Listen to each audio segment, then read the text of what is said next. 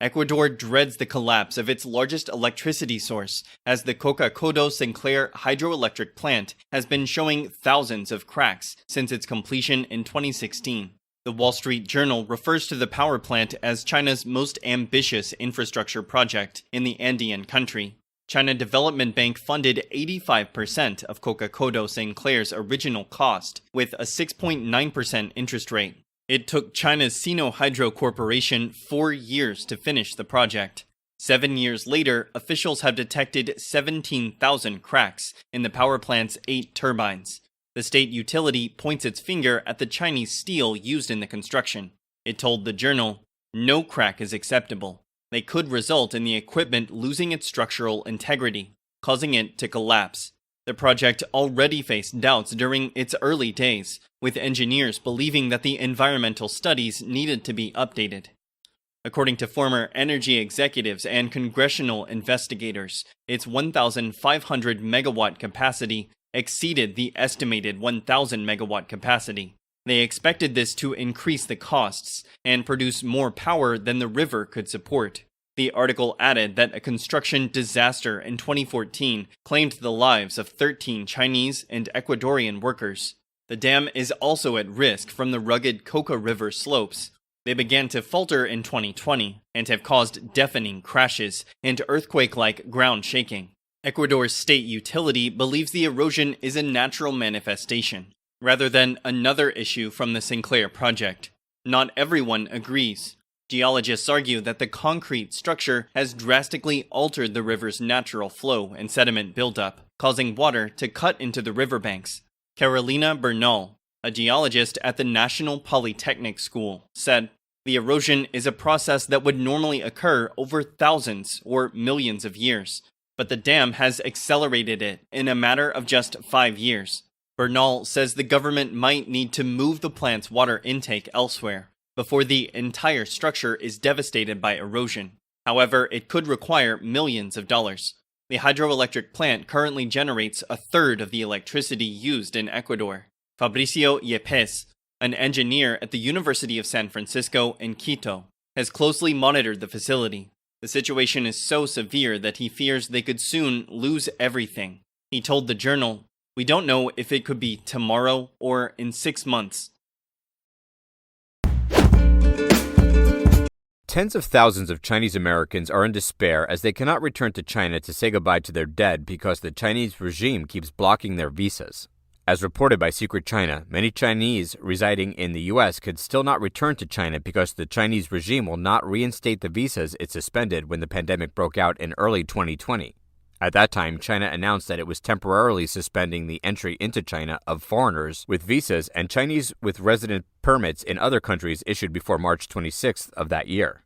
But today, despite China reopening its borders earlier this year, the suspension of those visas remain unchanged. In a petition with 26,000 supporters, Chinese residents of the U.S. described the dramatic situation. There, they read that they have been longing to visit their relatives in China for the past 3 years, including elderly parents who have died due to COVID infection because Beijing suspended their 10-year visas in March 2020. They further direct their request to the Chinese embassy in the U.S., saying, "We implore the embassy to take into account the emotional toll that the prolonged separation has caused on many Chinese Americans. In light of recent changes in China's COVID-19 policy, we strongly believe that families should not be separated for so long and that people should be able to visit their loved ones." They urge the Chinese embassy to take immediate steps to reinstate all visas and remove barriers preventing Chinese from visiting their families. Chinese national Samuel Yan started the petition on change.org. Some touching testimonials appeared in the comment section of the online petition, such as those written by a woman by the name of Wendy Jiang from Texas, who wrote, "My father passed away in 2022, and since I was not allowed to use my valid 10-year visa, I did not have the opportunity to revisit him or attend his funeral. My loss and grief will be with me for the rest of my life." Wendy Jiang, a Chinese national living in Texas, USA. But there is another situation that outrages overseas Chinese. A new directive from Beijing would make it possible to get a 10-year visa through new forms, which now require personal information such as degrees, specializations, and positions. According to Secret China, the head of a New York travel company told Voice of America that it is unfair for China to accept new applications for 10-year visas without first reinstating them because of the pandemic. a Chinese woman from California, a signatory of the petition, reacted with indignation saying, quote, "We only go back to China to visit the elderly or have a small reunion with family and friends. Why do they ask us to describe in detail our education, job, relatives, and even income? Is it that too high or too low education, too high or too low income does not qualify for a visa?" Separately, according to Taiwan News, Beijing announced that it will not accept U.S. visa applications for tourism and medical treatment. Nearly identical messages about these bans are posted on the website of the Chinese Consulate General in San Francisco and New York City. It now remains to be seen whether the U.S., based on the principle of reciprocity, will take the initiative to adjust its visa policy and suspend the 10-year visas issued to Chinese citizens. A technical and professional high school founded by China in the Cameroonian town of Yabassi has been dedicated to providing agricultural training for local students. Constructed over 4 hectares of land, the vocational school is the first of its kind in Cameroon. It offers courses in crop and animal production, maintenance of agricultural equipment, and processing and conservation of agricultural products. Pour l'école, c'est de nous hisser, comme toujours, le premier établissement qui apporte la meilleure formation dans le domaine agricole. Tous ceux qui nous ont sollicités sont très satisfaits par les produits que nous leur avons proposés pour la gestion de leur ferme. The school went operational in 2017. Since its inception, over 500 students have graduated from the school. Nous pouvons créer les entreprises agricoles et développer l'auto-emploi pour permettre aux jeunes Camerounais de ne plus chômer. Mon souhait, ce serait que, n'est-ce pas, la coopération ne s'arrête pas, que la coopération sino-camerounaise continue dans le volet de la formation des formateurs.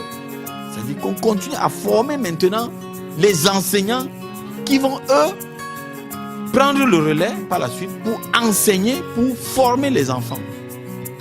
According to the country's Ministry of Agriculture and Rural Development, agriculture is the mainstay of Cameroon's economy, engaging an estimated 70% of the economically active population and accounting for an estimated 80% of the primary sector's contribution to the country's GDP.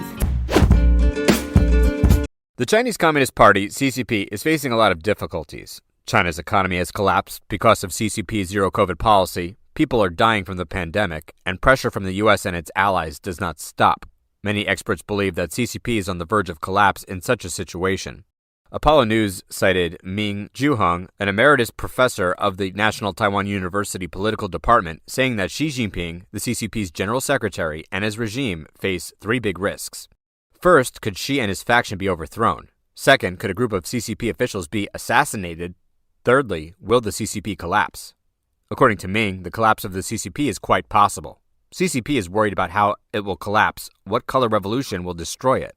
Observers have long pointed out that Xi Jinping has an implacable enmity with Jiang Zemin's faction. Although Jiang is dead, his confidants are still there and are still very strong.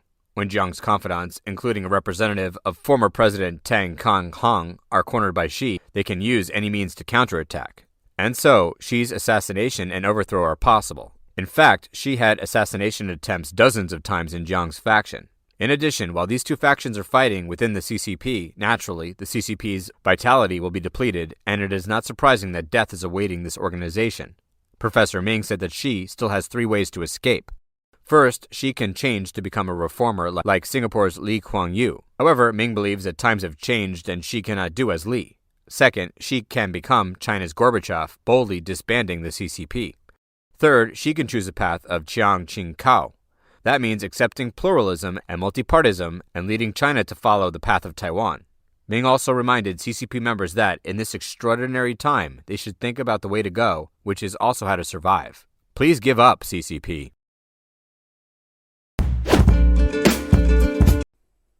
1月24号，拉美和加勒比国家共同体第7届峰会在阿根廷首都布宜诺斯艾利斯举行。应拉共体轮值主席国阿根廷总统费尔南德斯邀请，国家主席习近平向峰会作视频致辞。习近平指出，拉美和加勒比国家是发展中国家的重要组成部分，也是全球治理的积极参与者和贡献者。拉共体已经成为全球南合作不可或缺的推动力量，为维护地区和平、促进共同发展、推进区域一体化发挥了重要作用。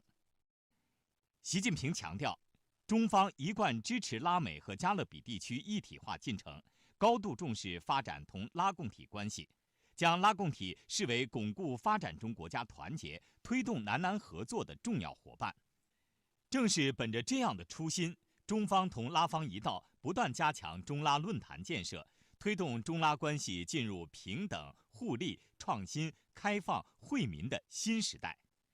越来越多的地区国家同中国合作，推进高质量共建“一带一路”，支持并参与全球发展倡议和全球安全倡议，同中方携手构建中拉命运共同体。